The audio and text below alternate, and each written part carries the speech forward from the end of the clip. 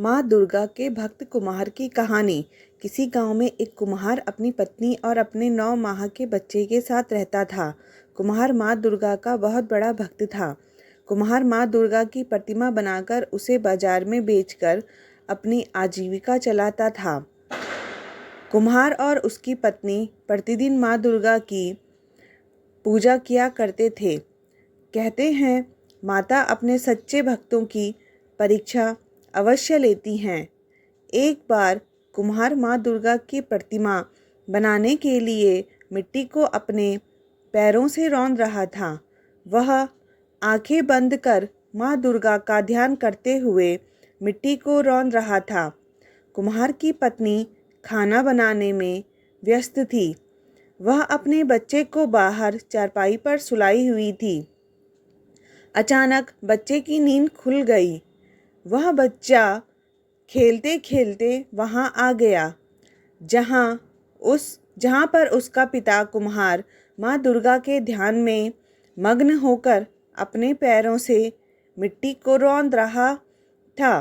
अचानक कुम्हार का बेटा उसके पैरों के नीचे आ गया और कुम्हार ने अपने बच्चे को भी अपने पैरों से मिट्टी में रौंद दिया। कुम्हार का पैर और मिट्टी खून से रंग गए। अचानक जब बच्चे की माँ खाना पकाकर बाहर अपने बच्चे को देखने आई, तब उसका बच्चा चारपाई पर न था। अतः वह अपने पति के पास पहुंची, जहां पर वह मिट्टी को रौंद रहा था। अचानक उसका ध्यान कुम्हार के पैर पर गया। वह कुम्हार के हाथ को पकड़कर मिट्टी के बाहर खींच ली।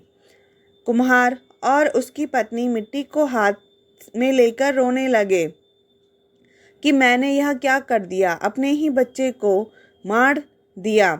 कुम्हार और उसकी पत्नी माँ दुर्गा की प्रतिमा के सामने जाकर रोने गिड़गिड़ाने लगे। कुम्हार बोला कि माँ, मैं तो आपके ही ध्यान में था। यदि हमारा बच्चा हमें न मिला तो हम दोनों अपनी जान दे देंगे। माँ दुर्गा दोनों की प्रार्थना सुनकर प्रकट हुई। उसी मिट्टी से एक कुम्हार के बच्चे जैसा एक पुतला तैयार हुआ। माता रानी ने अपनी शक्ति से उस पुतले में प्राण डाल दिए। कुम्हार और उसकी पत्नी अपने बच्चे को पाकर बहुत खुश हुई और माता रानी का जय जयकार करने लगी।